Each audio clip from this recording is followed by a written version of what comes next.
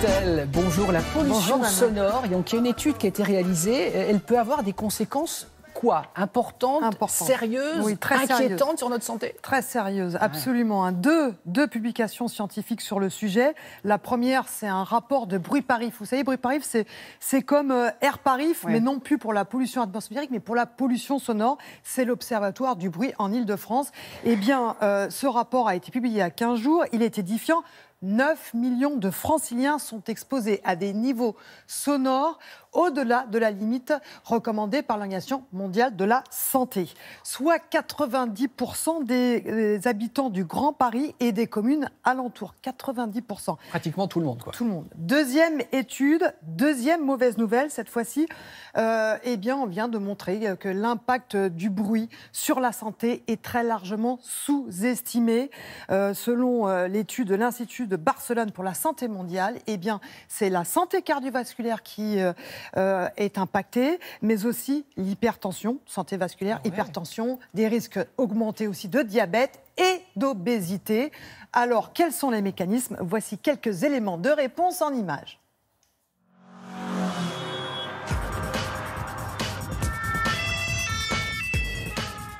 Je suis gelée automatiquement. On a les fenêtres fermées et on est immeuble récent, double vitrage, donc et on a acheté, c'était un samedi, il n'y avait pas de circulation. Alors du coup, on se retrouve avec... mais bon, maintenant c'est comme ça. Pour un oui, pour un non, les gens klaxonnent, c'est nouveau aussi, ça, il y a quelques années, on ne faisait pas. Bienvenue à Bruit Paris. Ici, à Bruit Paris, on documente l'exposition au bruit des Franciliens. Alors ça se fait soit à travers des stations de mesure que l'on déploie sur l'ensemble du territoire. On dispose d'à peu près d'une centaine de stations de mesure. Et donc, ça nous permet d'avoir des niveaux sonores toutes les secondes et de pouvoir calculer ensuite des indicateurs de bruit à l'année, au mois, à la semaine. Tout ce qui est rose foncé, là, c'est au-dessus des réglementations. En fait. Voilà, il y a des dépassements des valeurs réglementaires européennes à proximité des gros axes routiers. Ça, on le voit clairement.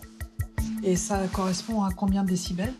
Donc là, sur ces axes-là, on est à peu près entre 70 et 75 décibels. Donc on est au-delà des 68 dBA de la réglementation et de la directive européenne.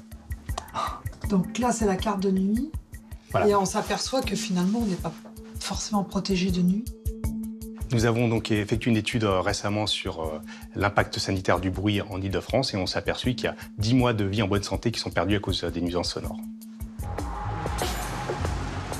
Il y a de nombreux risques pour la santé à avoir un excès de bruit, surtout en permanence. Ce ne sont pas que les problèmes de surdité, de surdité progressive d'ailleurs, mais également des problèmes cérébraux, psychiques surtout, une espèce d'usure un petit peu, on peut l'imaginer comme ça, du cerveau, et puis des problèmes cardiovasculaires certainement.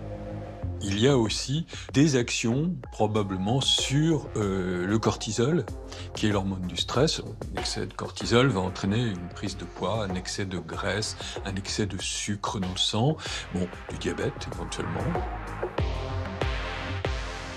Je vous dis franchement, c'est crispant au bout d'un moment. Ça rend les gens agressifs. Moi, je crois que c'est assez généralisé comme symptôme. Je pense que tout ce bruit, cette pollution, ça rend vraiment les gens... Bon, ça n'arrête pas.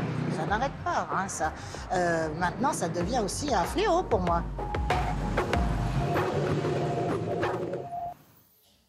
Du coup, Christelle, c'est pas glamour, mais qu'est-ce qu'on fait quand on habite en ville? On met des bouchons d'oreilles? C'est compliqué. C'est compliqué de fuir le bruit, mais on peut essayer au moins de s'isoler, de se protéger. Pourquoi pas mettre des bouchons d'oreilles quand on on est exposé toute la journée au bruit, et essayer aussi de limiter le bruit dans l'espace de travail, ce qui est important aussi. Et alors, on peut se dire, pour les gens qui habitent dans les régions, en campagne, du coup, est-ce qu'ils sont protégés, ces gens-là? Alors, oui, la nuit, mais pas forcément la journée, parce qu'il y a aussi des voisins qui peuvent... Il y a eu des beaux jours dernièrement, et c'est vrai qu'on a supporté la tondeuse, le souffleur, la tronçonneuse du voisin.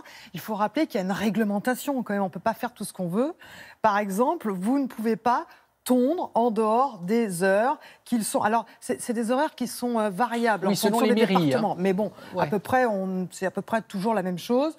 Les jours ouvrables, on peut faire des travaux dans son jardin de 8h30 à 12h, de 14h à 19h. Il faut arrêter à 19h. Même s'il fait beau et même s'il fait jour, on arrête. Les samedis, c'est de 9h à 12h, de 15h à 19h. On respecte le temps de la sieste. On n'a pas le droit de faire des travaux bruyants dans son jardin pendant le week-end, pendant les heures de sieste. Et le dimanche, c'est simplement de 10h à 12h. Le dimanche, vous n'avez pas le droit de tondre votre gazon en dehors de 10h, 12h.